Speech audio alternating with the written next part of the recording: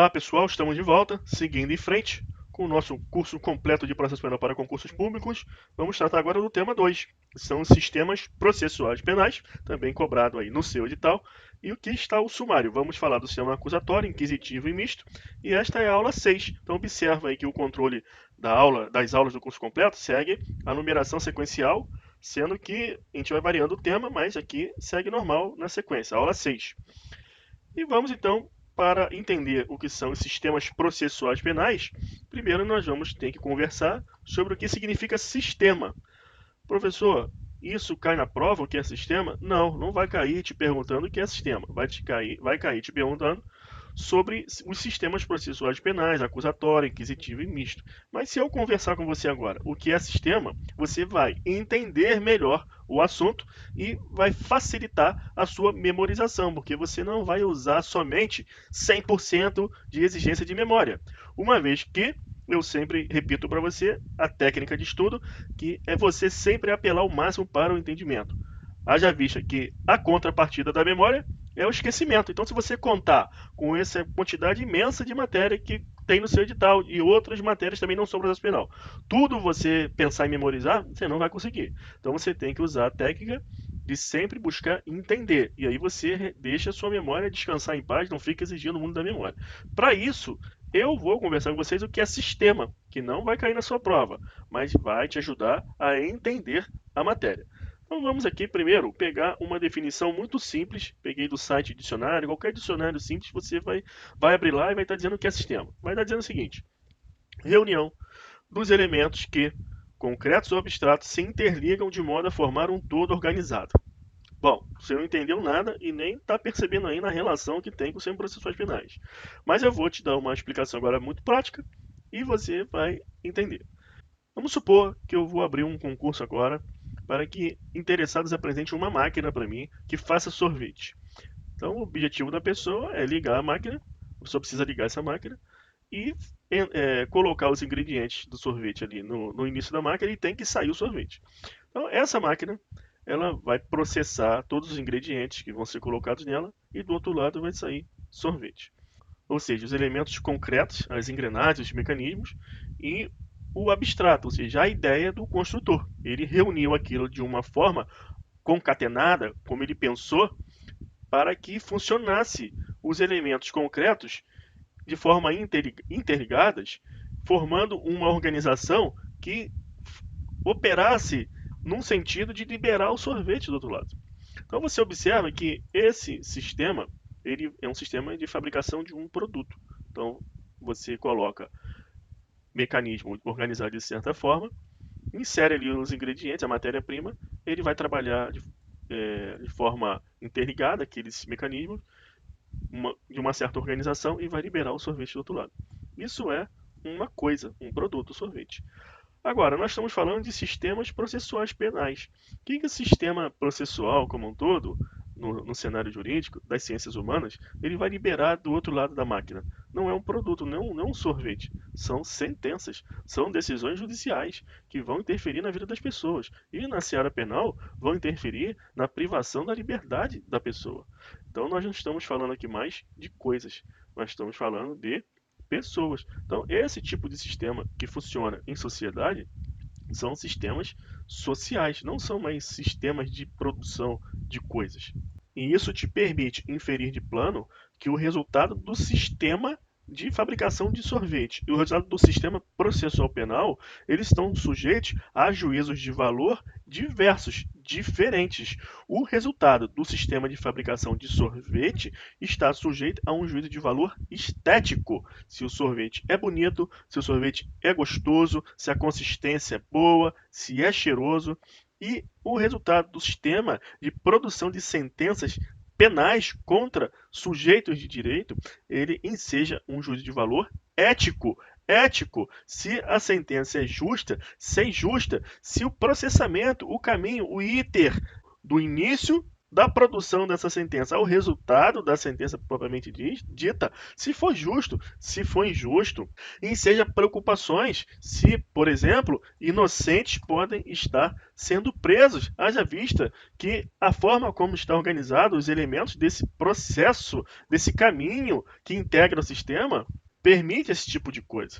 Logo, você percebe essa bifurcação entre análise de uma simples máquina de produção de um sorvete, de uma coisa, quanto ao sistema que visa produzir sentenças judiciais. Quando o juízo é estético, vigora aquele ditado popular, que gosto não se discute. Então, qualquer máquina que produza um sorvete está sujeita a qualquer tipo de avaliação estética. Uma pessoa vai gostar, outra não vai, e ponto, não vai ter nenhuma repercussão social grave nisso.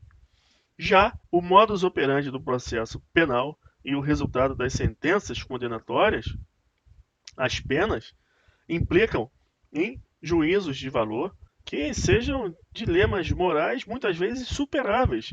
Eu dou de exemplo o programa da Universidade de Harvard, presidido pelo cientista político Michael Sandel, no qual são apresentados problemas envolvendo as relações humanas que determinam uma avaliação moral, consciência ética de difícil solução.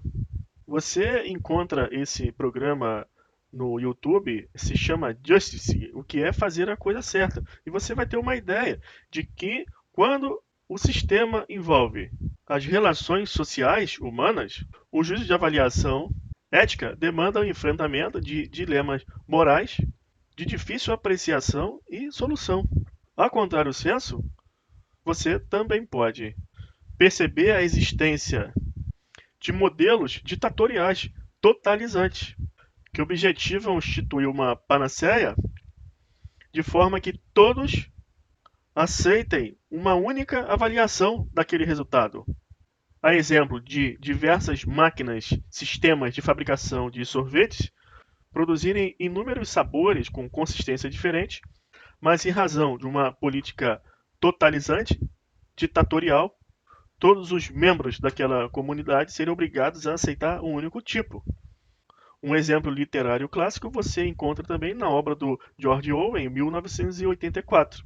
Então, essas ideias que eu estou passando não são divagações e você não precisa, portanto, ir buscar esses materiais. O que você precisa entender para o nosso estudo de sistemas processuais penais, que o sistema nada mais é do que uma máquina de produção de sentença penal. Ponto. Praticamente é isso.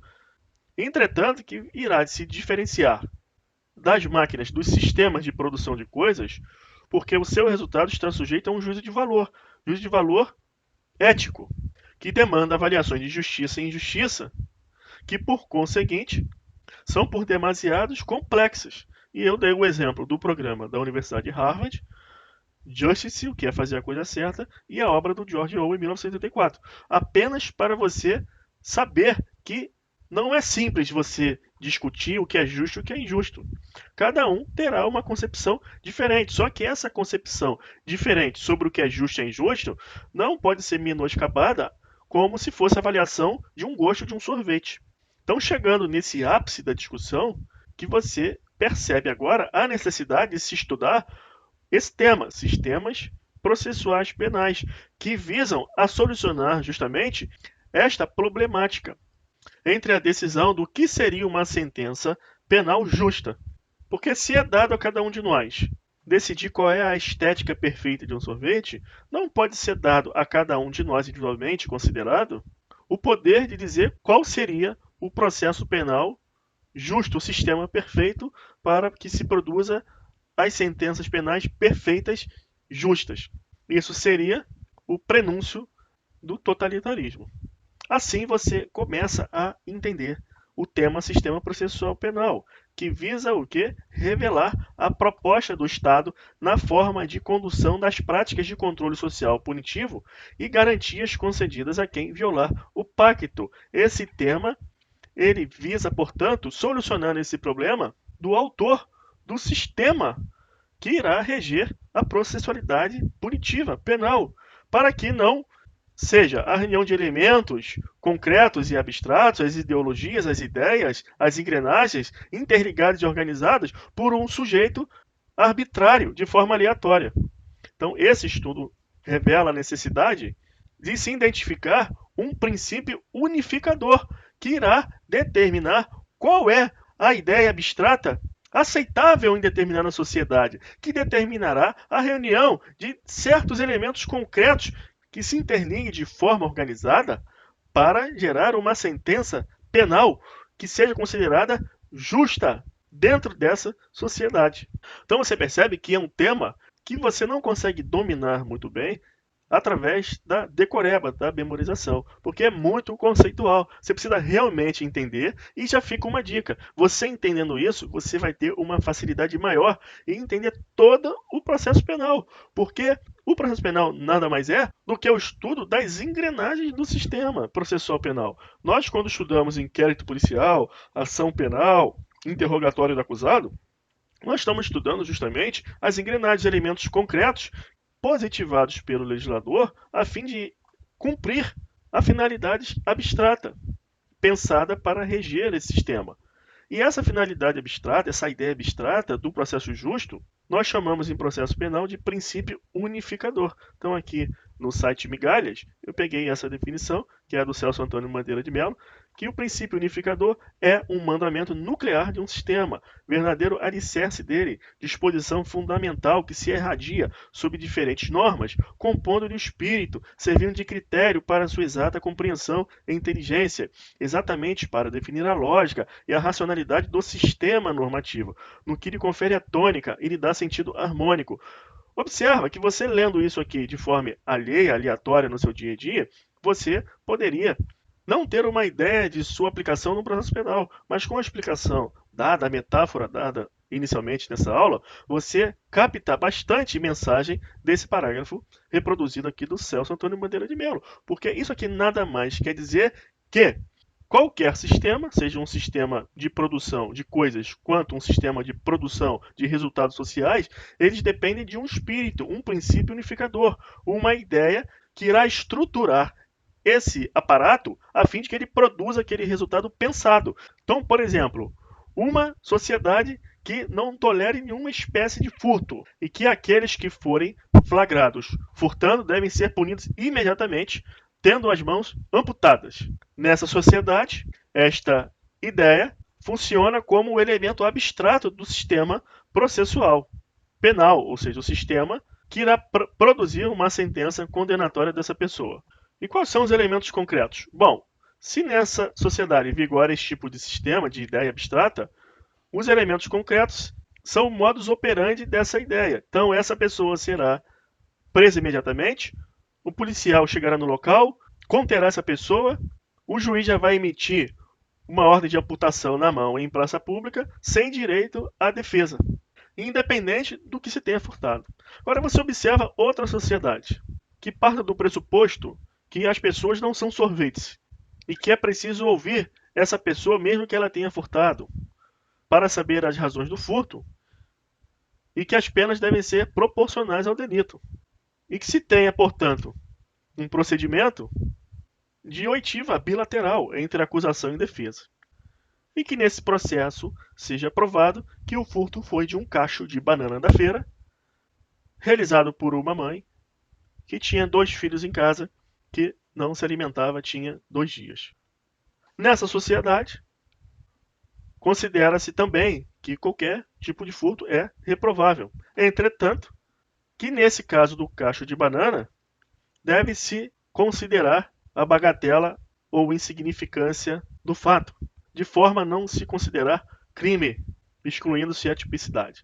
Então você observa 2 ideias diversas acerca do princípio unificador que deve irradiar nesse sistema, definindo-lhe os contornos estruturais. Nessa segunda sociedade, que permite o direito de defesa e a análise do caso concreto, aquela estrutura do sistema da sociedade totalitária não é adequado, não vai funcionar. Então aqueles elementos, eles não serão aptos a se interligar de uma forma organizada para gerar uma sentença justa que aquela sociedade que aceita o princípio da bagatela entende como correto. Assim, os sistemas processuais penais, repito aqui do site do Ministério Público de São Paulo, eles servem para quê, esse estudo? Para revelar qual é a proposta desse Estado, qual é a proposta. E essa proposta não pode estar na mão de nenhuma pessoa individualmente considerada, a fim de evitar que as ideias totalizadoras, totalizantes e ditatoriais se sobreponham nas sociedades democráticas. Em decorrência, quais as garantias concedidas àquele que violar o pacto ao acusado, de forma que se evite prisões injustas, condenações de inocentes ou condenações desproporcionais. Então essa é a importância de se estudar esse tema.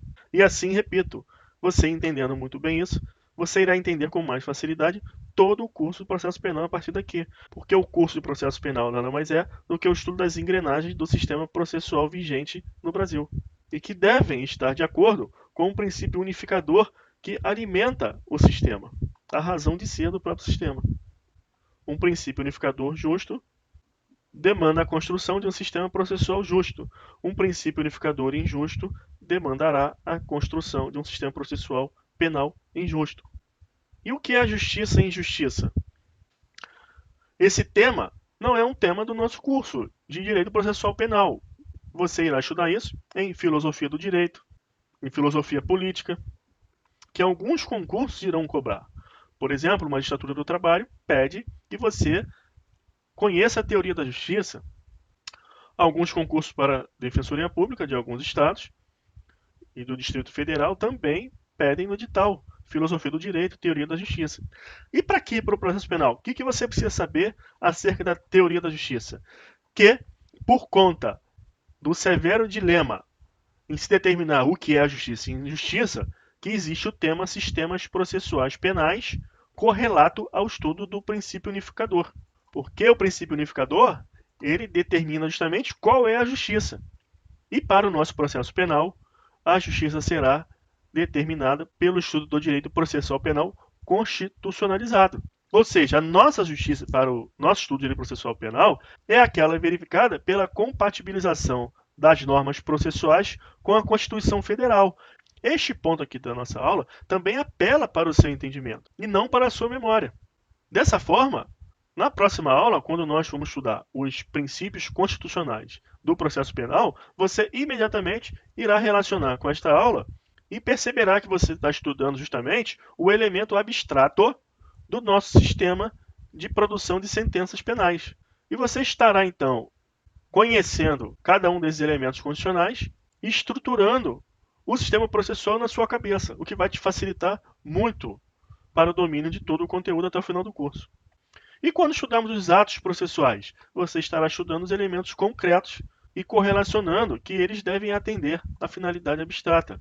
Ora, nossa Constituição é republicana e democrática, então nós vamos estudar diversos princípios que são coerentes com essas ideias, devido ao processo legal, contraditório, ampla defesa, publicidade. Então esse entendimento você aloca como elemento abstrato do sistema processual penal. E ao longo do curso você certificará que todo o ato processual, todas as regras processuais visam a alimentar concretamente esses princípios abstratos. Por exemplo, nós vamos ver que o direito de defesa é obrigatório no processo penal. Nós não temos uma revelia como no direito civil. Ah, não apresentou defesa, não tem advogado. Então, revelia, confissão ficta, está lá condenado. No processo penal, não pode. O processo é nulo. Precisa ter defesa. Entendido o que é sistema, qual a finalidade de estudar o sistema processual penal, o que é o princípio unificador, e de onde nós tiramos a justiça do direito positivo, que deve alimentar o nosso sistema processual penal e dirigir o nosso estudo dessa matéria, ou seja, a justiça não está na mão de ninguém. Não estamos aqui avaliando qual é o melhor sorvete, não um juízo estético, é um juízo ético. E a ética também não pode ser a ética de determinado grupo. E onde buscaremos essa justiça que determinará a estrutura do nosso processo penal brasileiro? Na Constituição Federal, através do estudo dos princípios constitucionais do processo penal, que vamos ver na aula seguinte. Tomando como ponto de apoio aqui, esse texto do site Conjur, eu trouxe aqui um parágrafo que vai justificar Por que no estudo do sistema processual penal nós buscamos na Constituição os princípios de justiça que devem ser considerados corretos para dirigir o modus operandi do nosso sistema? O que diz aqui? O reconhecimento efetivo da força normativa às normas constitucionais e da posição de supremacia e centralidade. Isso aqui você estuda em direito constitucional, força normativa da Constituição e supremacia da Constituição. Esse reconhecimento que ocupam no ordenamento jurídico deflagrou uma reação em cadeia em curso. O direito está se constitucionalizando. Com efeito, a parte de estabelecer a estrutura orgânica do Estado, ou seja, a estrutura e os procedimentos para a criação ordinária, a Constituição institui balizas materiais para o processo político e para a aplicação das normas políticas. Então a Constituição, ela reduz aquela problemática, que você toma consciência muito claramente quando você estuda lá a teoria da justiça, no Michael Sandel, lá no Justice, ou quando você lê o livro do George Owen, que você verifica que a descoberta do que seja justiça ou injustiça, ela, ao fim e ao cabo, migra para um campo de discussão que não tem começo, nem meio, nem fim, ou seja, não termina. Então, para o direito positivo, para o estudo do direito processual penal real, as balizas do que seja justiça processual penal se encontram na Constituição Federal. Sendo assim, passamos então ao estudo do princípio unificador do direito processual penal, que também é chamado de sistema acusatório. Então, no seu concurso, quando falar sistema acusatório, você também entende como o princípio unificador do direito processual brasileiro. Então, este princípio unificador, essa ideia, ela gera uma estrutura, que é o sistema acusatório. Então, o nome princípio unificador, você também vai ler como a estrutura, sistema acusatório. A própria estrutura também pode ser chamada pela sua ideia geradora, o princípio unificador do direito processual brasileiro. Então, dentro do nosso estudo, entende-se que a Constituição Federal atual deflagra uma ideia republicana e democrática, e à luz da análise sistemática com os direitos fundamentais, que fornece um princípio unificador para o direito processual existente, ensejando o reconhecimento que esse direito processual existente, ele constitui-se um sistema que foi denominado de acusatório. E nós vamos ver por quê. Então, a partir de agora, veremos os atributos do sistema acusatório de forma bem específica, conforme é cobrado no concurso. E vamos trabalhar o princípio unificador ao longo de algumas aulas. Você deverá aprender os contornos do sistema acusatório do processo penal brasileiro ao longo de algumas aulas, nas quais veremos os princípios do processo penal na Constituição e os direitos e garantias fundamentais relativos ao processo penal. Com a orientação que você se prepare a sua paciência, prepare o seu espírito para essas aulas, porque qualquer livro de processo penal que você for abrir, os primeiros capítulos tratam de princípios, destas ideias mais abstratas, e isso se torna muito maçante para o estudante, ele acaba perdendo um pouco o ânimo. Então, qual é a orientação? Que você saiba que será assim e se esforce, se empenhe, porque aí está a base do processo penal que vai te ajudar a entender todo o resto. É fato que o estudante quer ver o quê? Ação penal, inquérito policial, instrução e julgamento, porque são coisas mais ativas, mais práticas, mais emocionantes. Entretanto, a base está aqui. Então você deve se esforçar, se empenhar, dar aquele gás para aprender o máximo dessa informação, que à primeira vista não é muito interessante para você em termos de ter que estudar isso. Mas é de vital importância, e para aqueles que vão fazer prova, que tem a segunda fase dissertativa, então nem se fala a importância de dominar esses conceitos. Então qual é o plano a partir de agora? Vamos trabalhar a diferença entre sistema acusatório, sistema inquisitivo e sistema misto. Estas diferenças são cobradas em concurso público de forma bem específica. E a construção do sistema acusatório, a estrutura e modus operandi, nós vamos trabalhar isso ao longo de mais algumas aulas, tratando dos princípios informadores desse sistema, ok? Então vamos dar início a essa estratégia, iniciando com o apoio aqui do site Conjur, que diz o seguinte: um juiz ator funda um processo inquisitório, ao passo que o processo acusatório exige um juiz espectador. Diretriz do processo penal brasileiro, sistema acusatório, no qual o juiz deve se comportar como mero espectador, deixando a cargo das partes a atuação probatória, sendo excepcional sua atuação na área. Então, destaca aqui que no sistema acusatório, um primeiro atributo que você deve compreender é que fica a cargo das partes a atuação probatória e o juiz equidistante, ele só terá, no processo penal brasileiro, uma atuação nessa seara excepcional. Que o site Direito.net, ele já traz a sua antítese, que é o sistema inquisitório, traçando a diferença conforme se cobra nos concursos públicos. Diversamente do sistema inquisitório, sua antítese é o sistema processual acusatório, que possui como princípio unificador o fato do gestor da prova ser pessoa, instituição diversa do julgador. Então você, de forma propedêutica, começa a desenhar na sua mente, com base em tudo que nós conversamos no início da aula, que o sistema acusatório ele tem certos atributos condizentes com o Estado democrático, com a República, e um desses traços é a separação entre a função de produzir prova e a função de julgar. Há, pois, nítida separação entre as funções de acusar, julgar e defender. Destaca aqui que isso é frase de questão de concurso. Há, pois, nítida separação entre as funções de acusar, julgar e defender, o que não ocorria no sistema inquisitivo. Destarte, o juiz é imparcial e somente julga. Não produz prova nem defende o réu. Então, mais um desenho, um contorno do sistema processual brasileiro, considerado justo de acordo com a nossa Constituição Federal, para o qual há nítida separação entre as funções de acusar, julgar e defender. Então nós vamos ver ao longo dessas aulas sobre o sistema acusatório, seus princípios, seu modus operandi, que o contraditório, ampla defesa e publicidade formam o tripé do sistema acusatório, sustentado, por conseguinte, pelo princípio constitucional do devido processo legal.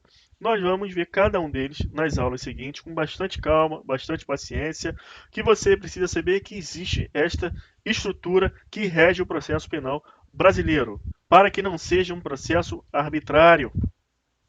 Então aqui tem um mapa mental, eu volto a dizer, para vocês fazerem uso do site Xmind, é gratuito. Sempre que houver uma classificação, qualquer matéria, lance mão dos mapas mentais que te ajudam muito a lembrar dos itens quando necessário. Então você tem o devido processo legal, que está previsto no artigo 5º, inciso 54 da Constituição, com uma carga semântica muito grande. Aqui eu botei devido processo penal, mas é devido processo legal. Legal, na hora de fazer o mapa, foi um erro aqui de nomenclatura, é o devido processo legal que sustenta o tripé contraditório, ampla defesa e publicidade. Nós vamos ver nas próximas aulas que do contraditório, ampla defesa e publicidade decorrerão diversas regras processuais práticas elaboradas justamente para dar realidade ao princípio unificador que rege o sistema, a inteligência do sistema. Então vamos ver que o sistema acusatório, também chamado de unificador, é regido pelo tripé contraditório, ampla defesa e publicidade, sustentados pelo princípio retor, devido processo legal.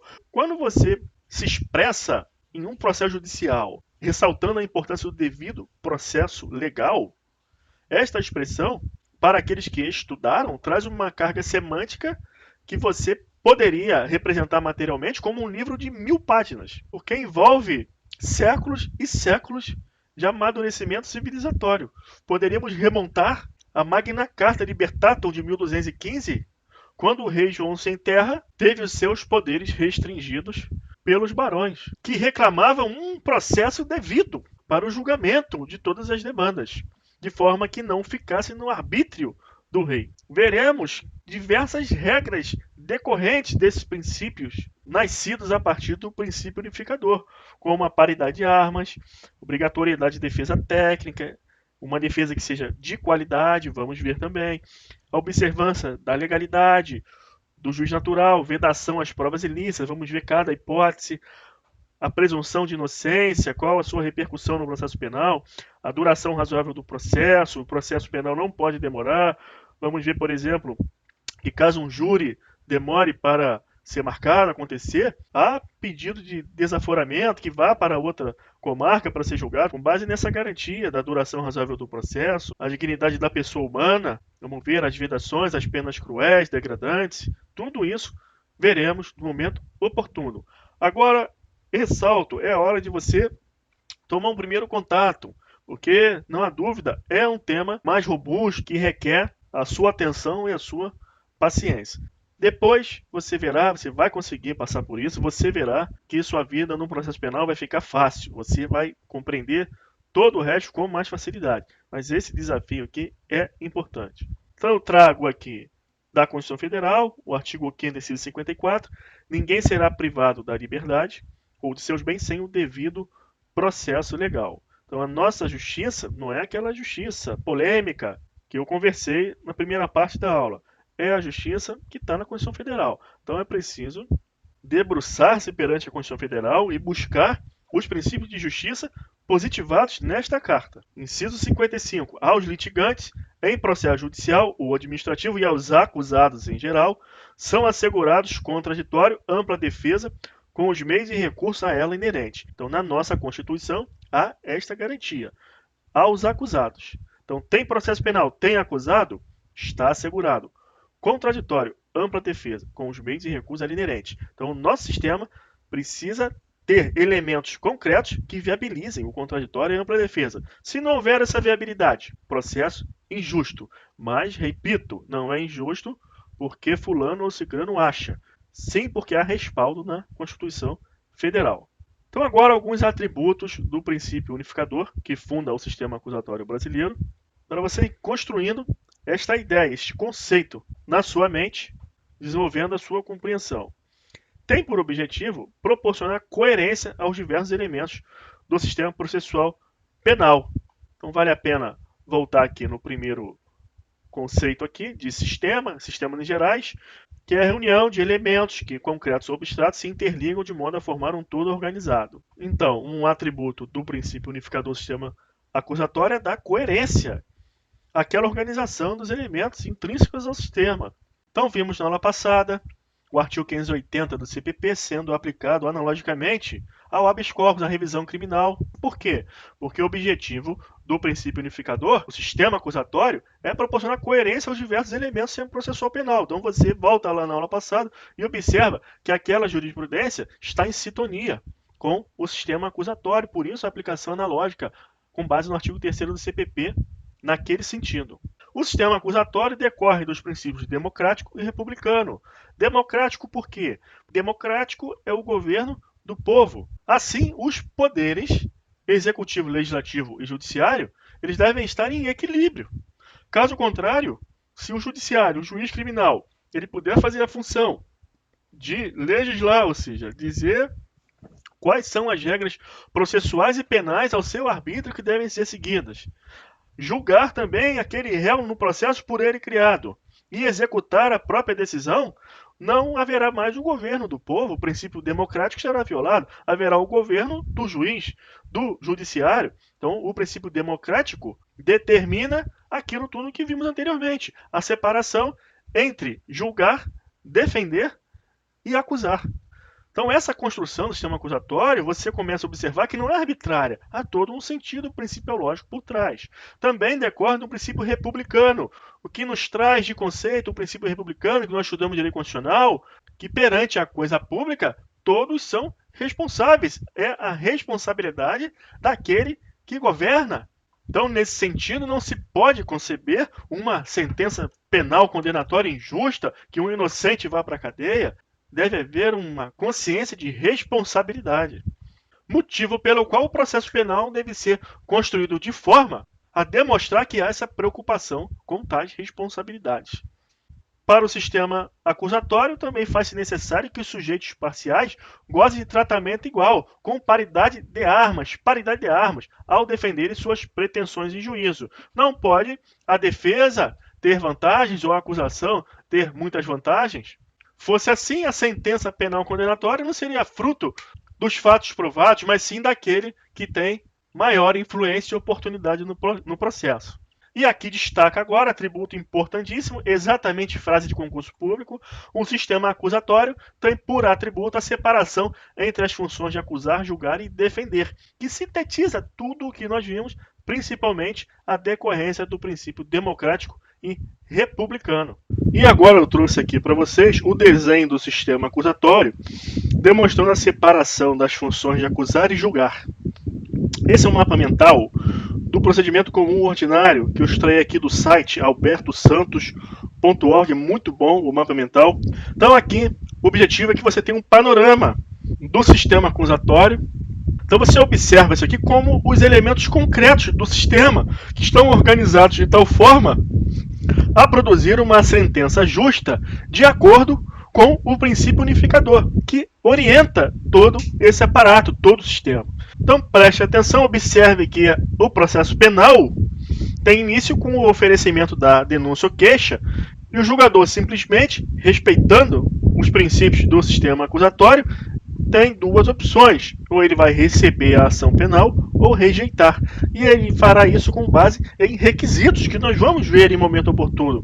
Mas aqui fica bem claro que a acusação ela tem o seu ônus e não é o juiz que irá suprir eventuais faltas. Ele analisa com base no princípio da legalidade ou de requisitos da ação penal. Então vamos ver pressupostos processuais, condições da ação, a justa causa para a ação penal e, eventualmente, não estando presente, o juiz sequer recebe a ação penal, cabendo ao Ministério Público recorrer, apresentar o seu recurso em sentido estrito. Uma vez recebida a ação penal, a citação pessoal do acusado. Não vai citar o vizinho, o que viola a dignidade da pessoa humana. Então a citação é pessoal. Então demonstrando aqui a materialização do princípio unificador, excepcionalmente que vamos ver a citação por edital com hora certa. Então é citado para apresentar uma resposta ou uma exceção de suspeição, por exemplo, ou de impedimento, que o juiz tem que ser o juiz natural, o promotor natural. Então ele será ouvido, o acusado é ouvido, não será julgado sumariamente. Então observe que a estrutura do sistema acusatório não é arbitrária. Observa a justiça, aquela justiça que também não é arbitrária, é a justiça da Constituição Federal. Tudo isso tem uma lógica, tem um supedâneo no artigo 5º, inciso 54 da Constituição, no devido processo legal. Então, uma vez citado com base no princípio da legalidade, verifica se é o caso da audiência do sursis, se há a presença dos requisitos para a suspensão condicional do processo. Se eles estão presentes, faz-se obrigatória a audiência para a proposta de suspensão. Não pode o julgador se esquivar de cumprir a lei, não pode a acusação querer a condenação. É uma garantia daquele que viola o pacto. Conforme vimos a definição mais acima do sistema acusatório, aquela proposta do Estado, uma vez aceita a suspensão condicional do processo, vamos ver todos esses requisitos em momento oportuno, o processo ficar suspenso, se cumpre, extingue a punibilidade daquele acusado, e se não cumpre, revoga e volta tudo, volta o processo. Então volta como se ele tivesse aqui no início, vai responder a ação penal, ser devidamente processado e julgado. Apresentou-se a defesa, o juiz avalia mais uma vez a justa causa dessa ação penal, se há os requisitos para a ação penal, pressupostos processuais, ou seja, ressaltando-se aqui ao máximo o princípio republicano da responsabilidade. Então aqui, depois já de um largo trâmite, pode o juiz absolver sumariamente esse réu. Absolvido, sentença. Cabendo ao interessado apelar ao Ministério Público a acusação, e se não absolve, tem a audiência de instrução, que é o nosso próximo mapa aqui do site, Alberto Santos. Então, na audiência, você verifica a equidistância do juiz, a função diversa de acusar, de defender, de julgar. Ouve-se o ofendido, depois as testemunhas da acusação, depois da defesa, os peritos, faz-se a cariação, reconhecimento, interrogatório do acusado, com um capítulo próprio no CPP. Ao final do interrogatório, o juiz pergunta se haverá requerimento para diligências, a fim de extrair ao máximo do processo penal, cuja finalidade é a produção de uma sentença justa. Segue para diligências com alegações escritas pelo prazo de 5 dias. Não havendo diligências, alegações orais e sentença. E aqui temos um fato, inclusive questão de prova, que permite denotar bem o sistema acusatório que estamos desenhando. Nas alegações finais, pode o Ministério Público requerer a absolvição do réu. O próprio órgão acusador, titular da ação penal, pode requerer a absolvição do réu, caso se convença que o réu não é culpado.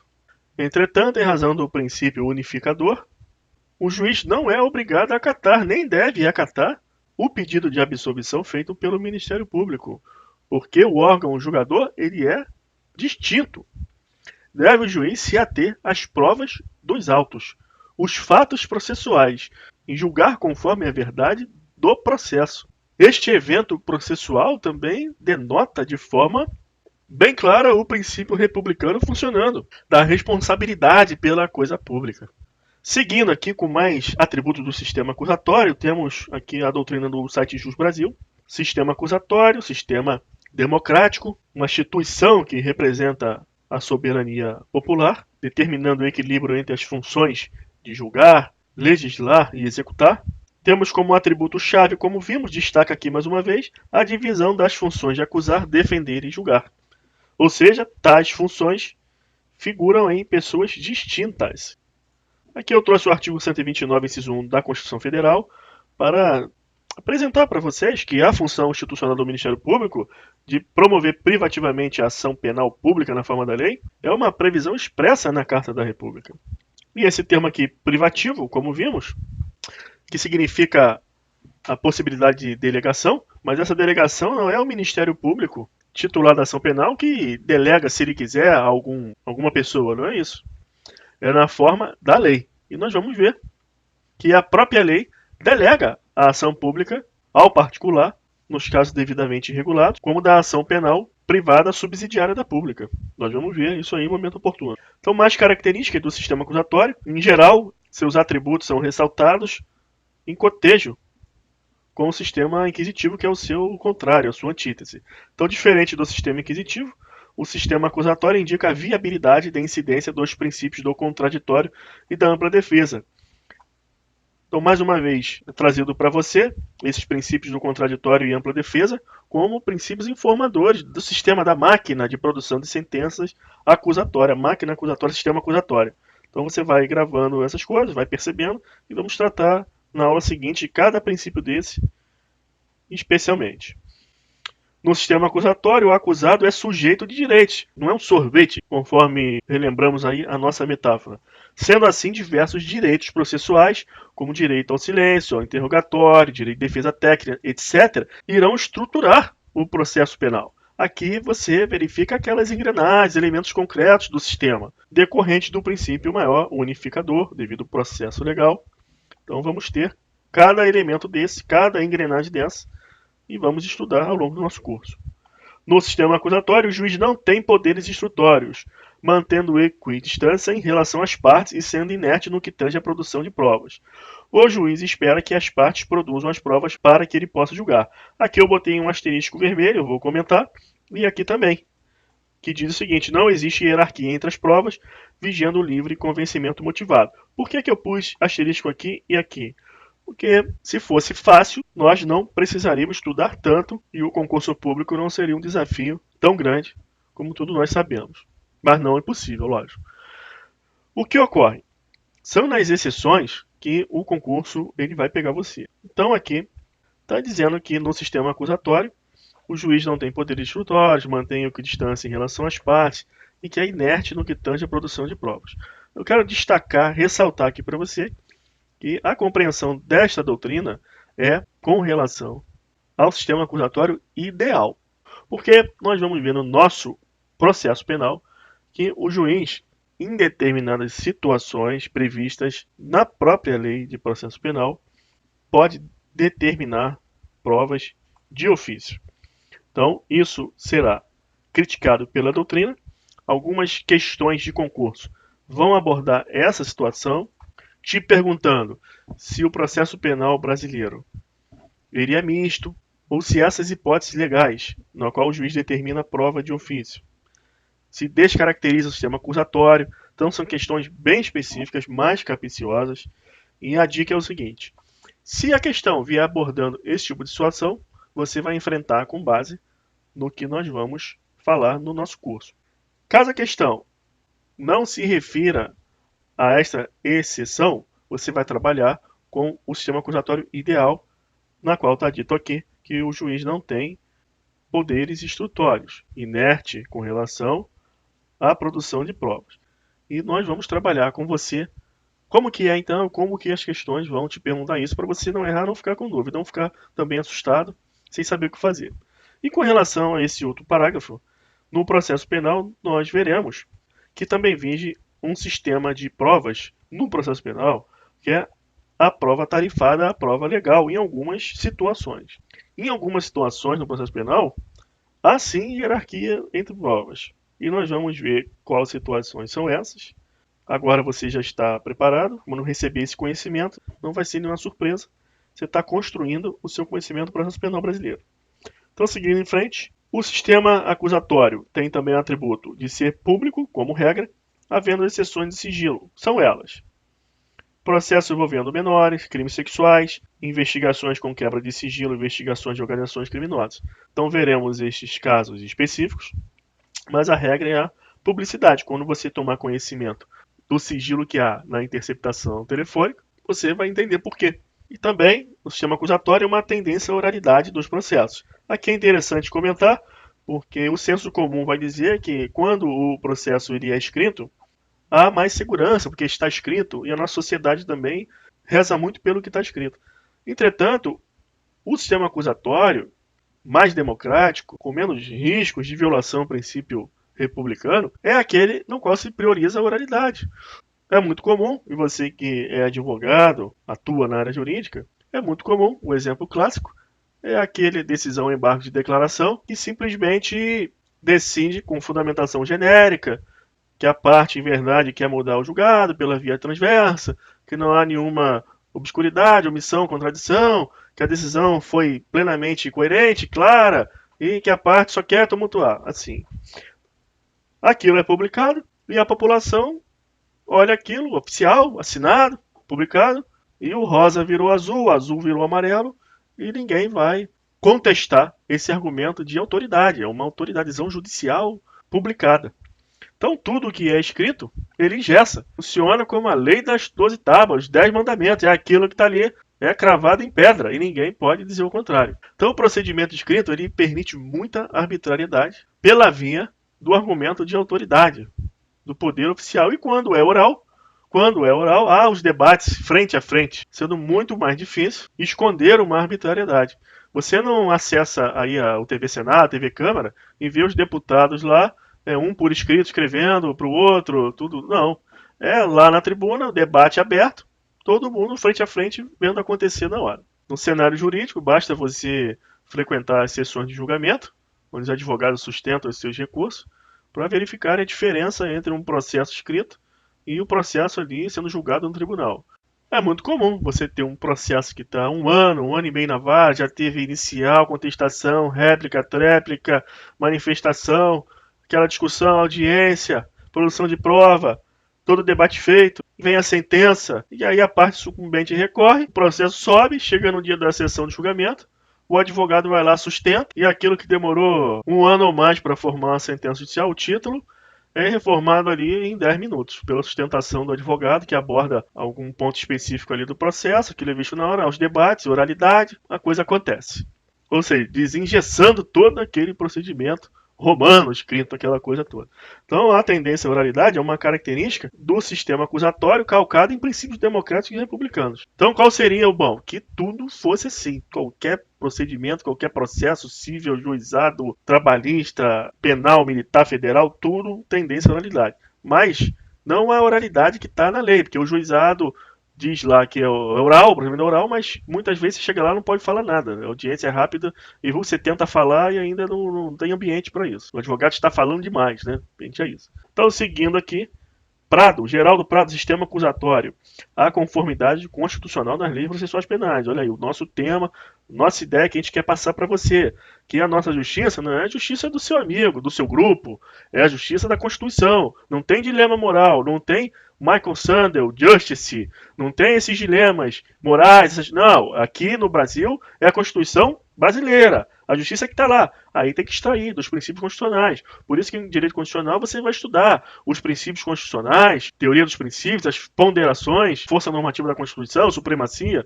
Porque a nossa justiça tem que ser retirada de algo que haja algum consenso mínimo, para que se fuja ao máximo o totalitarismo, a arbitrariedade. Então o que o Geraldo Prado diz aqui? Não bastará ao estudo definir em que consiste um sistema acusatório e depois sublinhar que a nossa Constituição o adotou. Se confrontada com a estrutura processual ordinária, que resulta das novas e velhas leis, concluímos que na prática muitas vezes não se observam os elementos essenciais do sistema acusatório. Então eu botei lá para você o asterisco aqui na doutrina, dizendo que não é bem assim, que o juiz produz prova, que há hierarquia entre as provas, algumas provas tarifadas aí no processo penal, e aqui eu já estou fazendo uma transição para essa crítica. Mas eu quero apontar para você que essa crítica é só naquilo que interessa para o nosso concurso. Você vai trabalhar com a regra geral, ou seja, aquele processo acusatório ideal. E quando surgir alguma questão que aborde esta crítica, aí você vai perceber, opa, que é tratada a crítica. Aí você vai trabalhar com esse raciocínio aqui da realidade do nosso processo. Então tem a questão do sistema acusatório ideal e tem a questão do nosso sistema acusatório brasileiro, que tem algumas nuances aí que você vai precisar conhecer, principalmente quem vai fazer concurso que tem segunda fase dissertativa. Então vamos avançar, tudo isso vai ser visto aí, vamos com calma, passo a passo. Então aqui eu trouxe a reportagem da Veja para você perceber como isso é um tema importante e que você, quando viu essa notícia aqui recentemente, você talvez não tenha tentado. Mas agora que você está estudando aqui no processo penal sistema acusatório, você já percebe e olha diferente. A carga semântica que tem essa frase. Deu na Veja o seguinte: em conversa, no dia em que o juiz aceitou ser ministro no governo Bolsonaro, a procuradora disse que ele viola sempre o sistema acusatório. Olha só, não quero saber de política, não tem nada a ver Bolsonaro, Lula. Aqui pra gente não interessa isso. Interessa o quê? Que teve um termo aqui que a gente, Dr. House, cientista, a gente quer saber só o que interessa para o nosso estudo. E falou, se é uma acusatória, a gente olha, a gente quer saber o que é. O que interessa a você prestar atenção aqui? Que teve essa notícia. Essa notícia para mim não foi nem para leigo. Isso aqui falou para o auditório jurídico, operador do direito, porque dificilmente um cidadão que não seja da área jurídica, ele vai entender a carga semântica que tem isso aqui, chama acusatório. Ele não vai ter pleno senso do que foi noticiado. Porque violar sempre o sistema acusatório envolve tudo que a gente está aqui falando e é um tema do nosso curso que ele é um pouco mais abstrato, ele é um tema que envolve celeumas conceituais. Então é uma notícia colocada aí na mídia que precisa ter uma explicação à população do que é isso, né, sistema acusatório. Então teve essa notícia, o tema então você percebe que está em voga. Pode ser aí que os concursos vão cobrar isso aí esse ano que vem, bastante, porque foi notícia. Então tá o tema aí do momento. Nesse sentido aí da crítica ao sistema acusatório brasileiro, então existe uma temática de questões nesse sentido. Então, o presidente da Maerj aqui, Associação de Magistrados do Rio de Janeiro, comentou o seguinte, que a simbologia do layout da sala de audiência do processo penal pode afetar o entendimento dos jurados acerca dos julgamentos, a simbologia ali do layout. Então, daqui, essa composição cênica da sala de julgamento causa uma influência no público, nos jurados. Diz ele que atuou no tribunal do júri por 5 anos. Aqui não é a sala do tribunal do júri, mas vai dar para você entender. Eu botei essa imagem aqui para mostrar para você o seguinte. Aqui é a audiência, o juiz fica aqui fica o MP, aqui o escrivão, aqui os advogados de defesa, aqui o réu, aqui vem as testemunhas, vem aqui o perito. Então, essa situação desse layout, com o MP aqui ao lado do juiz, o presidente aqui da Maerj, ele diz que essa posição privilegiada pode causar uma influência, nos dois sentidos, não só porque o Estado está ali simbolicamente acima, numa posição elevada com relação aos advogados aqui, que a pessoa vai vir aqui e, não, ali é o Estado, vamos condenar, estamos juntos, estamos juntos. Pode ser o contrário. Pode também influenciar de forma contrária. Vem aqui uma pessoa, revolucionário, anti-Estado, não gosta do que está acontecendo aí, então vem aqui, não, Estado, vamos absolver. Então a pessoa que está ali para testemunhar, para servir ali de instrumento da justiça, ela fica parcial, influenciada. Então isso que o presidente aqui da Maerj, ele comentou que o layout ele pode influenciar. Então o que nós estamos aqui comentando? Justamente aquela abordagem que fizemos no começo da aula, de que qualquer sistema ele deve ser regido por um princípio unificador. Então, dei o exemplo lá da máquina de sorvete. Quando você pensa em um sorvete com determinadas características, você vai planejar um sistema que consiga chegar àquele objetivo. E aqui no Brasil, no nosso sistema social, processo penal, falamos em princípio republicano, democrático, a Constituição traz o rol de direitos fundamentais, devido ao processo legal, pela defesa. Então a gente precisa construir um processo penal que seja verdadeiro, real. Então citamos aí leitura obrigatória do direito condicional, a obra do Ferdinand de Lassalle, o que é uma Constituição, você vai estudar isso em Direito Constitucional, obrigatoriamente para o seu concurso, de que a Constituição que não reflete a realidade é mera folha de papel. Então a ideia é justamente essa. Eu tenho sistema processual penal? Tenho. Ele vai ser regido por qual princípio unificador? Esse aqui é um país democrático, republicano. Então tá, vamos estruturar. Estrutura aí. E aí, na hora de estruturar, estruturar de tal forma que vira uma quimera ali. Você pode dizer que qualquer coisa, menos um sistema acusatório. Então, determinadas situações que temos no processo penal, que estamos estudando, que deixa essa contradição e nós vamos partir aí para ver como que isso é cobrado em questão de concurso. Então, avançando. E aqui tem o OBS, inquérito policial. Inquérito policial, grava isso aqui, presta muita atenção nesse momento, porque inquérito policial, olha bem, não tem contraditório nem para a defesa, não tem garantia, não tem devido processo legal. Por quê? Porque inquérito policial, nós vamos estudar isso muito bem no momento próprio, quando formos ver inquérito policial. Mas aqui, você só tem que ver essa parte aqui nesse estudo de sistemas processuais, porque o inquérito policial não tem devido processo legal, não tem contraditório, uma vez que trata-se de um procedimento administrativo, pré-processual. Então, o que está dizendo aqui? Ó, inquérito aqui, ministra Eliana Calmon, 544 Bahia. O inquérito policial é procedimento investigatório e inquisitorial. Grava bem, destaca. Investigatório e inquisitorial. Que isso, professor? Inquisição? É inquisitorial, não tem nada. Contraditório para defesa de direito. Não é envolto pelo contraditório, não tendo o indiciado o direito de se envolver na colheita da prova. Então veremos lá, quando estudar inquérito policial, que uma de suas características é a discricionariedade. Então você pode ir lá com o seu advogado, à vontade, o advogado pode requerer diligência, prova, o delegado não é obrigado a cumprir nada. Nada disso que é pedido, não tem contraditório. Vai ter lá o tipo de testemunha lá na delegacia, marcou, não tem que timar advogado, tem nada disso. É inquisitório, não tem devido processo legal. Se não tiver advogado, vai ouvir do mesmo jeito e bola para frente. Então aqui, ó, mais uma coisa que você precisa saber. O princípio da paridade de armas no inquérito policial é mitigada, em razão de sua natureza inquisitória. Mitigada, olha aqui, ó, mitigada. O que acontece? O inquérito policial, nós vamos estudar só isso no momento certo. Aqui, nós estamos dialogando sobre essas questões do princípio democrático, republicano, sistema acusatório, Brasil, culturas civilizadas, dignidade da pessoa humana, etc. Então eu trago estas passagens do inquérito policial para você confrontar e não errar, porque quando um concurso vai te perguntar sobre os atributos, ele confronta você com o inquérito policial dentro desse tema para te confundir, porque o inquérito policial não segue esses princípios. Então, aqui você está vendo que o princípio da paridade de armas no inquérito policial é mitigada em razão da natureza inquisitória. Aí você vai perguntar, professor, você está dizendo aí que o inquérito policial é inquisitorial, não tem devido processo legal, não tem nada, os princípios do processo não vão regular o inquérito policial? Não vão.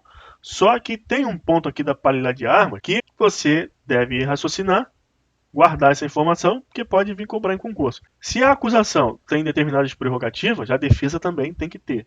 E no inquérito policial, você verá, quando estudarmos esse tema, que a acusação ela pode requisitar diligência ao delegado de polícia, que ele é obrigado a cumprir a requisição.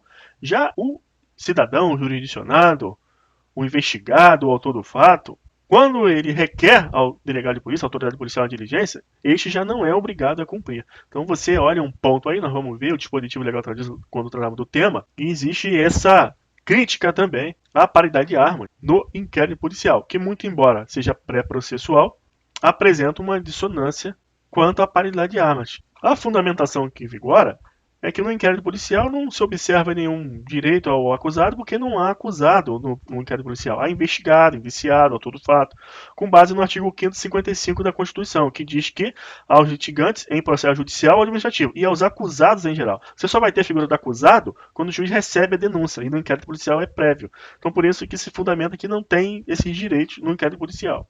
A súmula 523, ela vai dizer que no processo penal, a falta de defesa constitui nulidade absoluta, mas a sua deficiência só anulará se houver prova do prejuízo para o réu. Destaca isso aqui, cai direto, chove no concurso público. Isso aqui são as engrenagens, uma das engrenagens aí do nosso sistema acusatório. Vamos ver também, com mais calma, no momento oportuno, as nuances que tem aqui dentro. Artigo 133 e 134 da Constituição trata o advogado como indispensável à administração da justiça e a defensoria a instituição permanente, ou seja, a defesa como um direito fundamental do acusado. Então nós vamos ver que tem que ter defesa, senão o Brasil é nulo, tem que ser uma defesa de qualidade. Se for ruim também e o réu comprovar prejuízo com a defesa ruim, deficiente, anula também. Então aqui está aqui, a advocacia e defensoria foram elevados à condição de sujeitos indispensáveis à dimensão da justiça. O juiz é regido pelo princípio da imparcialidade, também é subjetivo às regras da suspeição e impedimento, tudo isso como engrenagem do nosso sistema acusatório. Então você observa aqui mais uma vez, que eu venho ressaltando, que quando você entende o sistema acusatório e você vai estudar as regras processuais, depois todo o curso de processo penal, você entende melhor. Você, então é por isso que tem suspeição e impedimento, porque o sistema é acusatório, né? Então é isso aí que é a importância de você parar, ter paciência e estudar esse tema aí com afinco. O livre convencimento motivado é o sistema de apreciação das provas usado como regra, livre convencimento motivado. Então o juiz ele vai se basear no que está nos autos. Então não sofre influência de ninguém, não ajuda a acusação, não ajuda a defesa, é o que está ali. Entretanto, com base nesse livre convencimento motivado, que se fundamenta a possibilidade do juiz também produzir provas e impor medidas constritivas de ofício. Isso nós vamos ver detalhadamente como funciona isso nas aulas respectivas, nos temas respectivos, mas essa situação também você aloca lá dentro da crítica ao sistema acusatório. Se vier a questão sobre isso, sobre a crítica, você vai responder pensando na crítica. Se vier a questão genérica, falando do sistema acusatório ideal, você vai falar tudo de bom, do melhor, e já sabe que é tudo positivo, democrático, republicano, direitos fundamentais, aquela coisa toda bonita. Você vai responder nesse sentido. No Brasil, não adotamos o sistema acusatório puro, eis que o juiz não é um mero espectador, tendo iniciativa probatória e constritiva de ofício. Então isso aqui você observa que confronta com o que nós estamos falando. Você vai ter que ter a sapiência suficiente para observar a questão e saber o que ele quer perguntar de você, o que ele quer extrair de você. Porque, eu repito mais uma vez, e no concurso você tem que aceitar essa repetição, que é com a repetição que você vai introjetar dentro da sua cabeça. Existe o sistema acusatório ideal e o brasileiro. No Brasil não é puro, o acusatório não é puro. Por conta dessa iniciativa que o juiz tem, você vai ver o que é, como funciona, no processo penal brasileiro. Aqui eu trouxe alguns dispositivos do CPP para te mostrar, já iniciar propedeuticamente, como que é isso. Por que se fala que não é puro aqui? Ou seja, quando fala que o sistema processual acusatório, por exemplo, não é puro, na verdade essa expressão, não é puro, quer dizer que não é correta, não é a proposta do Estado como é prometida. Então você lê lá tudo bonito, que é o sistema acusatório e tal, e aí vem umas regras processuais que não convencem. Então vem essa menção. Por exemplo, o artigo 145 do CPP diz que, arguida por escrito a falsidade do documento, constando os autos, o juiz observará o seguinte processo. Aí vem o inciso 3 e diz, concluídos os autos, poderá ordenar as diligências que entender necessárias. E o texto você vê que é de 1942. Então os autos são concluídos, o juiz olha lá no processo, a acusação não pede nada, não fala nada, às vezes pede até a absolvição lá do réu. O juiz olha, cata dali, cata daqui, e pode requerer diligências, pode querer questionar alguma coisa. Há uma crítica e um dispositivo dessa crítica é esse. Outro 156. A prova da alegação incumbirá a quem a fizer, sendo, porém, facultado ao juiz de ofício ordenar, mesmo antes de iniciada a ação penal, produção antecipada de provas, consideradas urgentes e relevantes, observando a necessidade, adequação e proporcionalidade da medida. Então, o juiz pode produzir prova antes mesmo de iniciar a ação penal. Então você observa que, antes de iniciar a ação penal, a Constituição sequer garante o devido processo legal, porque não tem acusado. Mas o juiz já pode aqui produzir provas, realizar medidas probatórias e tal. E o texto é de 2008, eu fiz questão de botar a data aqui do texto, para você confrontar, que não é porque aqui é pré-histórico, é de 42, processo penal, é ditadura, não. Não é aqui hoje também, é 2008, que vem medidas que vão te levar à crítica se o sistema operacional acusatório, se ele está programado para funcionar de um jeito e se as engrenagens estão de acordo com essa programação, ou se é um sistema viciado, as engrenagens não são bem aquelas que deveriam estar lá. Isso aí você tem que ter esse jogo de cintura para trabalhar com essas questões, com essas críticas, e saber também o politicamente correto, para na hora de resolver a questão, você enfrentar aquela questão e responder aquilo que está te perguntando. Você tem que saber resolver a questão. Então, outro aqui inciso fala, determinar no curso da instrução, ou antes de proferir sentença, realização de diligências para dirimir dúvidas sobre ponto relevante. Então, teve lá a instrução, ainda não proferiu sentença, a gente pode, quero uma diligência, estou com dúvida. Então tá lá produzindo prova, né, diligência e tal. Então mais um exemplo. E o 234 também é outro exemplo, fala assim: se o juiz tiver notícia da existência de documento relativo a ponto relevante da acusação ou da defesa, providenciará independente de requerimento qualquer das partes, ajuntado aos autos se possível. Então o juiz aí ativa aí produzindo prova. O que justifica eu ter posto aqui o asterístico aqui em cima, nessa doutrina, que diz: o juiz não tem poder instrutórios, mantendo equidistância em relação a sendo inerte o que tange a produção. Nós vimos que não é isso, né? Não é isso. Então você observa que o tema é complexo, é de alta indagação. Então a doutrina vem, fala, coisa, e o concurso adora essas coisas, ele vai te perguntar em cima. Então aqui você vai considerar que é o sistema instrutório ideal, mas no brasileiro tem nuance, você precisa saber, você vai navegar em qualquer mar, você domina o processo penal.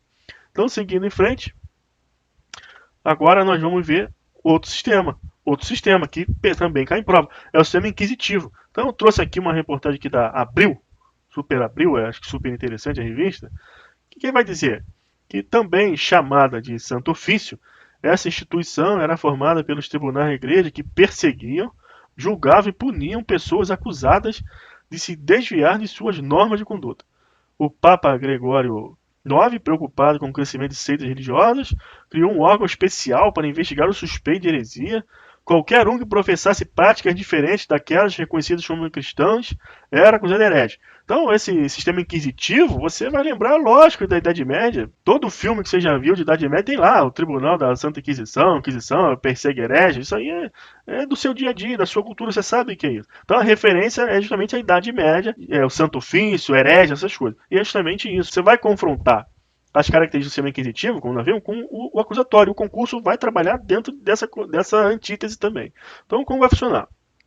Então, aqui, o que eu fiz? Eu peguei uns enxertos aqui de questão de concurso e trouxe para você, em passando aqui, para você ir tomando conhecimento, desenhando na sua cabeça, porque isso tudo aqui é de concurso, é questão de concurso, que vai trabalhar esse tema. Vai dizer o seguinte: o sistema inquisitivo tem origem na Idade Média, praticado no século XII pelos tribunais eclesiásticos para a repressão da heresia.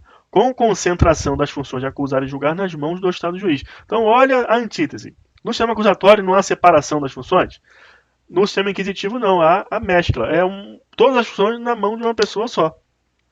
Então parece que houve uma evolução da Santa Inquisição, da Inquisição, para o sistema acusatório.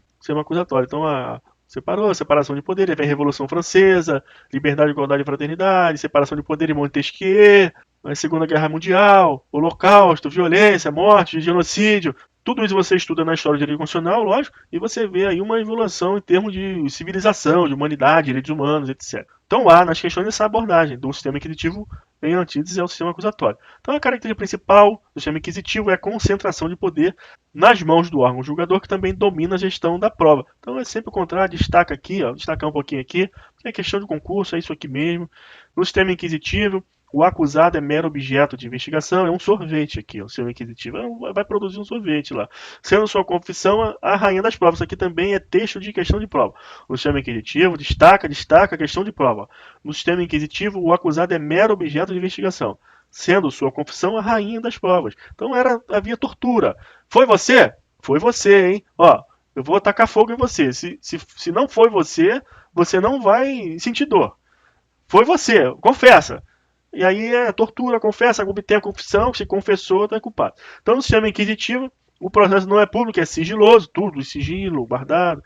Predomina os procedimentos escritos, ou seja, aquela cravado na pedra, se está escrito, aquela letra bonita, aquelas frases, está escrito, né? É o prenúncio da arbitrariedade. Sigilo, predomina o escrito, confissão, rainha das provas. Então, a confissão funciona como elemento suficiente para a condenação.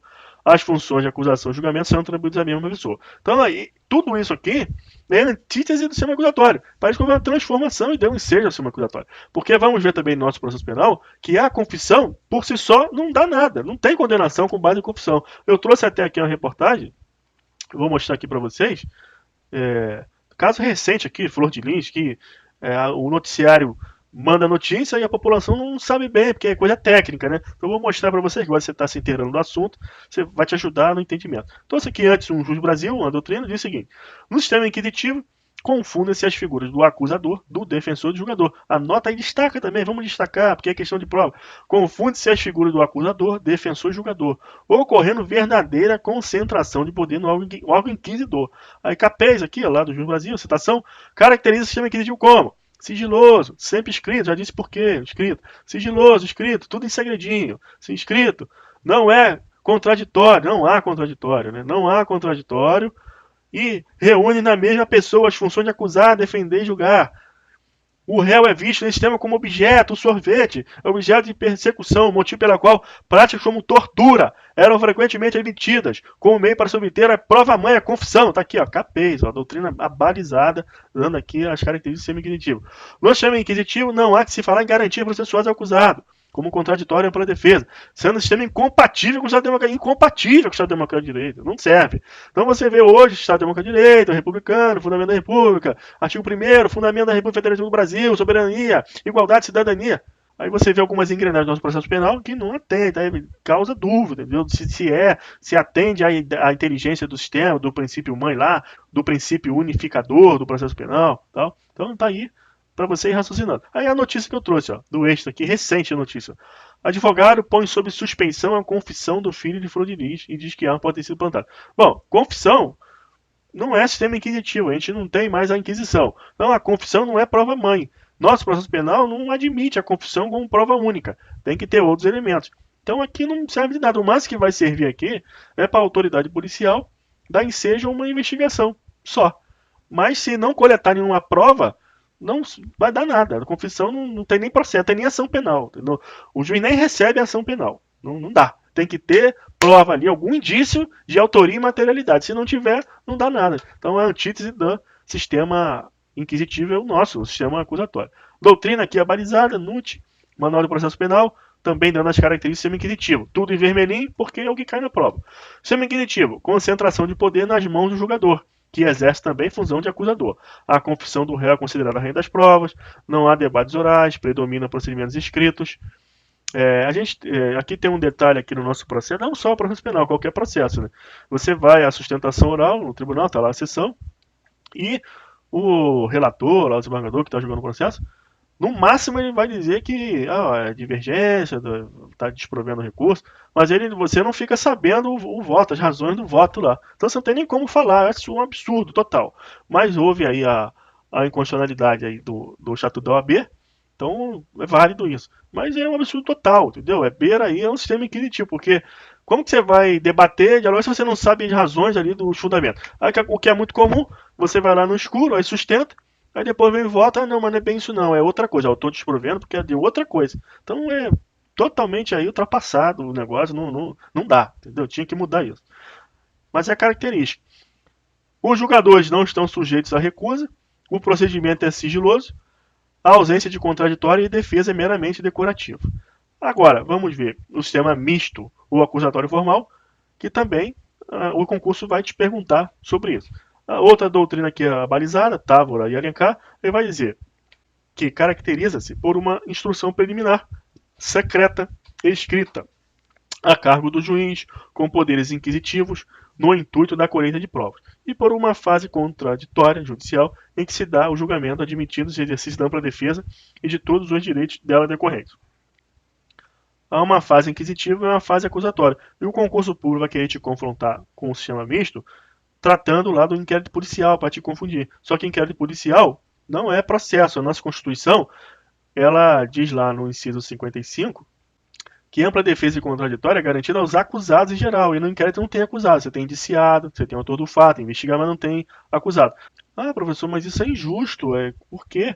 Aí eu volto a ressaltar para você a importância da nossa introdução nessa aula, de ter conversado com você sobre aquela questão dos sistemas gerais, do dilema de justiça e injustiça. Porque você não pode trabalhar para concurso público ou para operar no direito como dilemas morais que não estejam positivados na Constituição Federal. Não pode, porque a nossa justiça tem que ser essa positivada, senão você não tem amparo para trabalhar, nem ao menos em tratados internacionais, mas tem que ter alguma positivação para você trabalhar a justiça positivada, vamos dizer assim. Então, a existência do inquérito policial não descaracteriza o sistema acusatório, pois se trata de uma fase pré-processual que visa dar embasamento à formação da opinião delicti pelo titular da ação penal, onde não há parte contraditória para a defesa. Vamos ver também com o titular do inquérito policial que ele é até dispensável, não precisa de inquérito. Pode o promotor denunciar sem inquérito, pode o particular apresentar queixa, sem inquérito é até dispensável.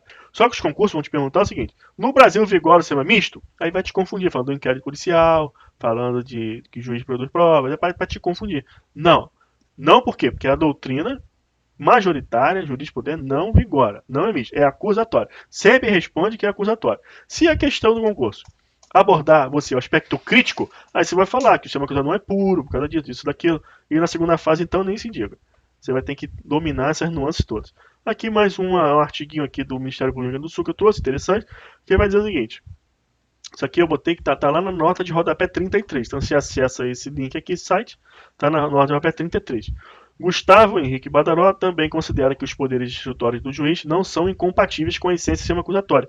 Então, haverá essa abordagem na doutrina da jurisprudência, em questão de concurso, confrontando você com a noção do sistema acusatório, se é real, se não é acusatório. Para todos os efeitos, é acusatório. E o fato dos poderes instrutórios do juiz não descaracteriza. Então tá a fonte aqui, tá aqui a fonte, onde a prova e tal. Aí continua. René Ariel Dott vai mais adiante ao afirmar que o princípio da investigação judicial constitui elemento integrante da estrutura basicamente acusatória do processo penal. A sua característica essencial está na autonomia do juiz ou tribunal para apurar os fatos acima e além da vontade das partes. Então isso aqui é artigo do Ministério Público. Então tá defendendo aqui que não, acusatório é verdade e tal. Agora, volto a dizer, como eu falei para você lá, a dica na aula passada, quanto lá a analogia, nós abordamos essa dica. Segunda fase, você vai fazer para a defensoria pública, você vai ter que abordar, logicamente, o contrário aqui. No pior das hipóteses, as duas vertentes e puxando sardinha para o que não pode, é direito da defesa. Para o Ministério Público, segunda fase, mesma coisa, você pode abordar até as duas correntes, mas tem que vir por aqui, ó, que não constitui, que instrutório, que a paridade de armas não está afrontada, que tal, e nesse sentido. Agora, pessoal, olha o sininho aí, tem que treinar o conhecimento, muita questão. Sistema processual penal já arrebenta mesmo em questão, porque é muito conceitual. Eu vou fazer diversas questões aqui agora com você vai ver como você vai estar claro para você de tudo que a gente conversou. Vamos lá. Promotor de Justiça, 2004. A busca da verdade real não é absoluta, faltando legitimidade ao julgamento, se a verdade não houver sido alcançada de forma processual e constitucionalmente válida. Você marca isso aqui como verdadeiro muito facilmente, porque você aprendeu todos os conceitos aí do nosso princípio unificador do sistema acusatório. Você está claro para você que a verdade absoluta, nem pensar. Se houver alguma violação do processo, do ITER, daquele caminho, se aquelas engrenagens do processo penal estiverem viciadas, não vai produzir sentença injusta, não. Não vai ser sentença injusta, não pode. Outra, somente as provas escolhidas sob o páreo do contraditório das partes devem validar um decreto condenatório, o que afasta o uso de elementos de informação contidos no inquérito policial como suficientes para respaldarem a condenação. Está aqui, ó.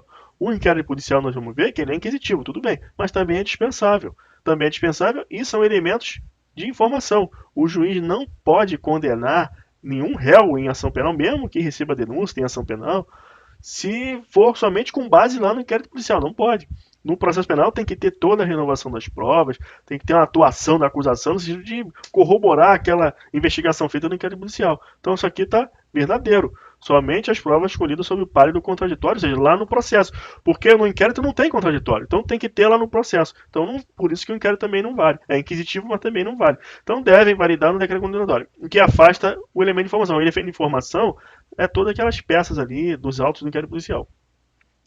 Outra, o juiz pode valer-se durante o processo de poderes instrutórios, tendentes a obter a verdade, de forma supletiva em relação às partes e preservando sua imparcialidade. Aqui também está verdadeiro. Você vê o quê?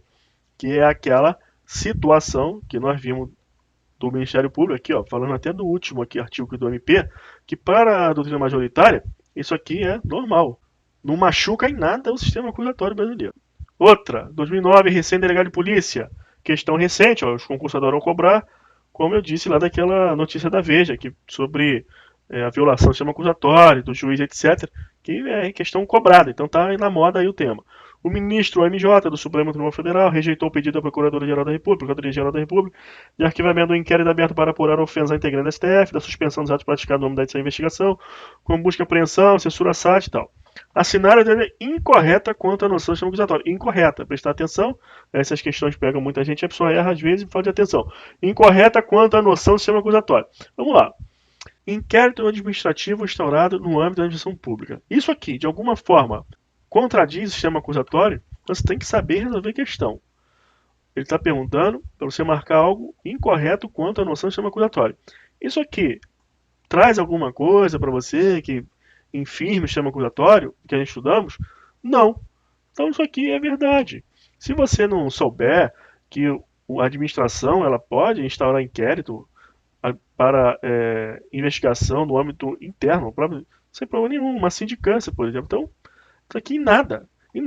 Aquela informação que eu dei, que na Constituição Federal, o direito fundamental, a ampla defesa e contraditório, para o acusado em geral, já te ajuda a resolver essa questão, porque aqui não tem processo judicial, não tem acusado, não tem denúncia. Então, em nada aqui vai afetar o sistema acusatório.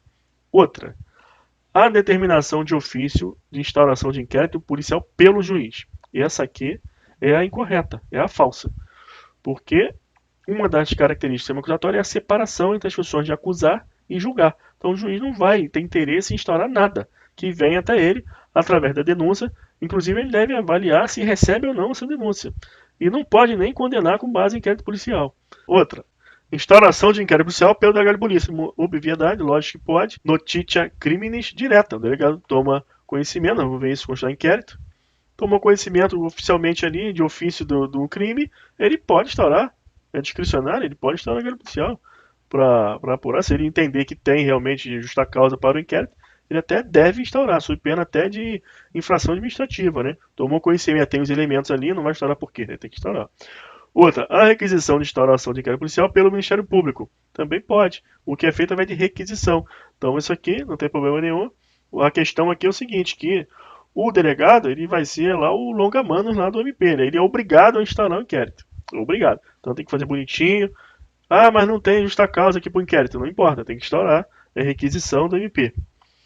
Inquérito instaurado por comissões parlamentares. Verdade, também pode. A CPI pode instalar um inquérito para apurar. Não tem problema nenhum. Então nós vamos estudar melhor isso quando estudar inquérito. Aqui a questão, logicamente, quer chamar a sua atenção para o nosso tema aqui dos sistemas processuais penais, né? Então é com relação a esse item aqui que não pode, que a gente estudou aí, que sabe que não pode. Outra, 2012, técnico de controle externo. Não constitui característica do sistema processual acusatório. Também tem essas questõezinhas, pergunta sobre isso. Separação de funções de acusar e julgar. Lógico que tem. Isso aqui constitui uma característica. Então, apaga aqui não, constitui característica. Então essa aqui é verdadeira, constitui característica. Então constitui, ele quer a falsa, ele quer o que não constitui. Contraditório da parte também constitui uma característica, é verdade. Publicidade como regra também constitui. Poderes investigatórios e iniciais do juiz, isso aqui não constitui. Então você vê que sempre batendo na mesma tecla lá da matéria que a gente viu. Liberdade probatória, sim, ampla defesa. Sim. O defensor público 2018, também é uma questão atual. Um texto não bastará ao estudo definir em que consiste um sistema acusatório e depois sublinhar que a nossa Constituição adotou, se confrontada com a estrutura processual ordinária, que resulta das novas e velhas leis, concluímos que, na prática, muitas vezes não se observam os elementos essenciais do sistema acusatório. Esse texto eu citei lá, dessa doutrina. Você observa aqui que é conjunto defensor, né? Então, a questão de defensor vem mais nessa linha. A linha da defesa, o lado da defesa, do réu, né? Então você fica ligado aí que, para a crítica, essas coisas, você vai encontrar muita questão para a defensoria pública. Então aqui ele pergunta, na linha da citação acima, é possível afirmar que o Código de Processo Penal apresenta dispositivos legais que remontam ao sistema inquisitivo, aí, questão de defensoria. Aí ele cita aqui primeiro, artigo 28, o que diz lá? Se o órgão do Ministério Público, ao invés de apresentar a denúncia, requerer o arquivamento do inquérito policial ou de qualquer peça de informação, o juiz, no caso de considerar improcedentes as razões invocadas, fará remessa do inquérito ou peça de informação ao Procurador-Geral, e este oferecerá a denúncia, designará outro órgão do MP para oferecer ou insistirá no de arquivamento ao qual só então estará o juiz obrigado a atender. Isso aqui realmente está em contradição, gera celeuma com o sistema acusatório. Tudo que você observar que o juiz tem uma iniciativa com relação à acusação, gera realmente a crítica à ideia do sistema acusatório. Então, essa que é a questão que quer ressaltar. Isso aqui realmente está correto, gera dúvida. Ele pede para... É possível afirmar que o artigo 28 ele remonta ao sistema inquisitivo? Está em contradição com o sistema acusatório? Sim, que o juiz tem uma iniciativa aqui de querer que tenha a ação penal, né? Outra, o artigo 311. Em qualquer fase da investigação policial ou do processo penal, caberá prisão preventiva decretada pelo juiz de ofício, se no curso da ação penal ou a requerimento do Ministério Público, do querelante ou do assistente, ou por representação da autoridade policial. Então ele está dizendo o quê? Que em qualquer fase da investigação policial, inquérito ou processo penal, caberá prisão preventiva decretada pelo juiz de ofício. No curso tem que ter processo, então de ofício, se no curso da ação penal. Então não vai precisar de ofício. Mas lá na fase do inquérito, há requerimento do MP, do querelante, por representação da autoridade policial. Essa aqui é a falsa, não remonta ao sistema inquisitivo. Porque, como nós vamos ver, para o juiz decretar prisão preventiva tem que ter diversos requisitos.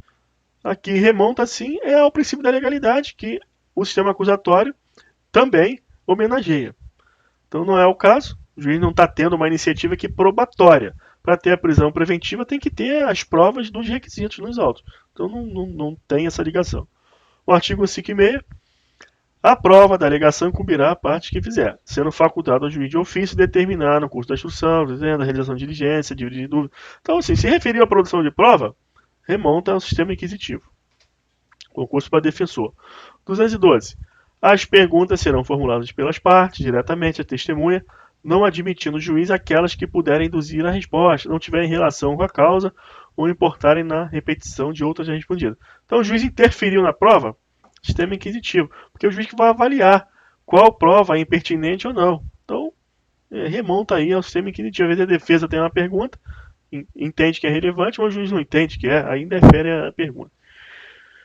2015, defensor público. No sistema inquisitivo, a confissão é considerada a rainha das provas e predominam os procedimentos escritos. Verdade, tá certo, nós vimos isso. 2018, oficial técnico de inteligência. A publicidade, imparcialidade, contraditório, ampla defesa são características marcantes do sistema processual acusatório. Verdade, nós vimos isso. Outra, 2014, defensor público. No Brasil, segundo a maioria dos doutrinadores, visa o sistema processual penal do tipo acusatório. São características: imparcialidade do jogador? Sim. Flexibilização do contraditório na medida da necessidade para reconstrução da verdade real e relativização do duplo grau de jurisdição falso. Isso aqui não é. Isso aqui é aquela caça aos hereges. Não tem flexibilização para verdade real nenhuma. É verdade processual, separação entre a acusação e o julgador. Não tem isso. Outra, sigilo das audiências, imparcialidade do julgador e vedação do grau, que não tem nada disso. Vedação do grau, sigilo, não tem isso não. Isso aqui é falso. Outra, igualdade das partes, contraditório e a publicidade dos atos processuais. Tá certo, essa aqui é a resposta certa. Paridade de armas, contraditório, publicidade. Absoluta separação das funções de acusar e julgar. Ó, isso aqui é aquelas palavrinhas que você tem que ficar com dúvida. Absoluta separação. A publicidade dos atos processuais e a inexistência da coisa julgada.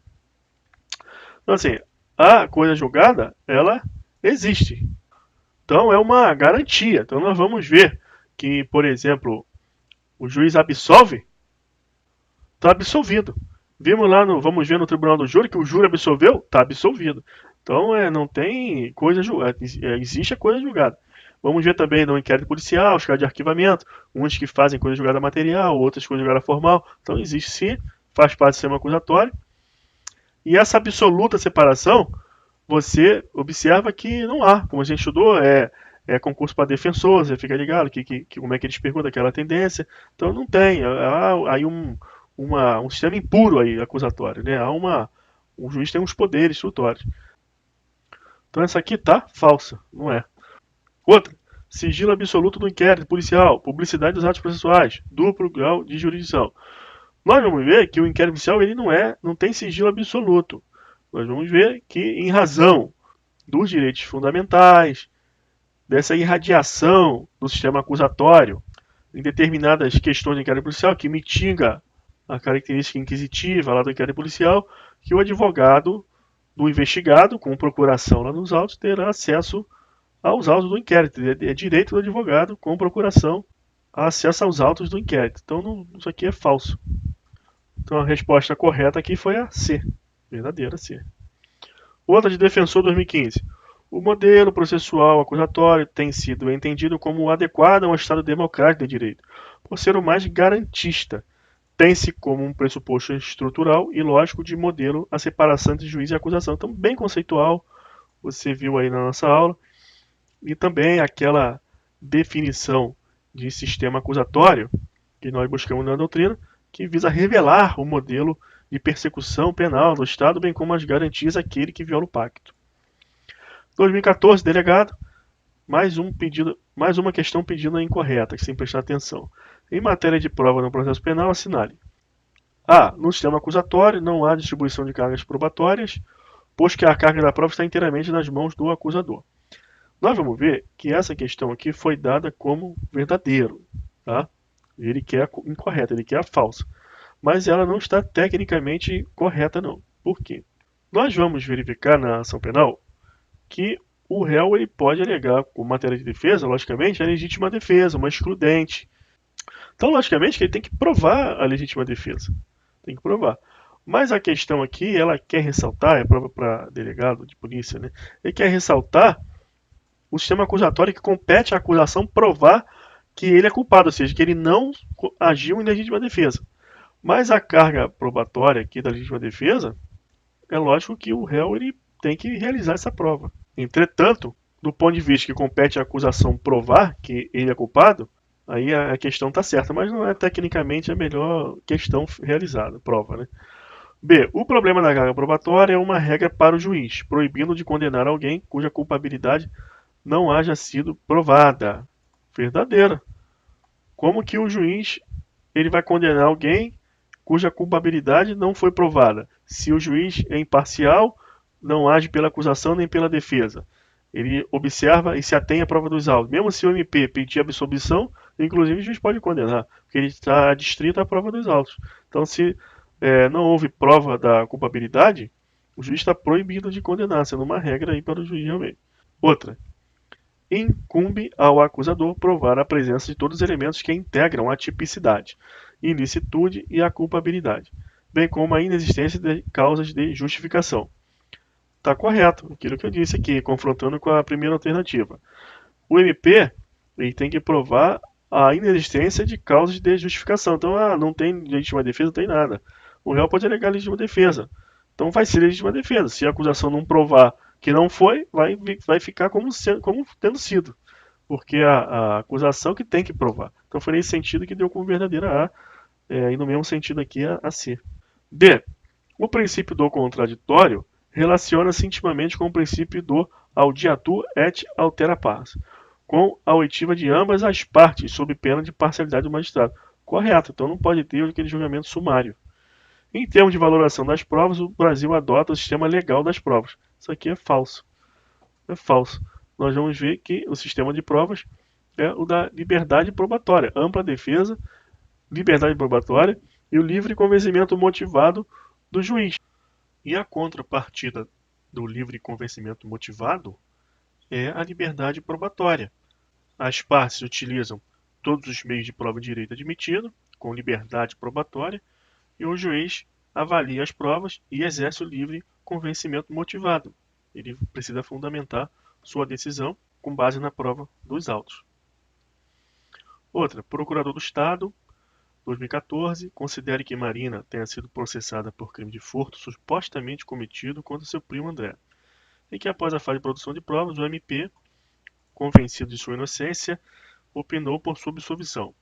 Nessa situação hipotética, segundo o CPP, o juiz não poderá proferir sentença condenatória contra a Marina.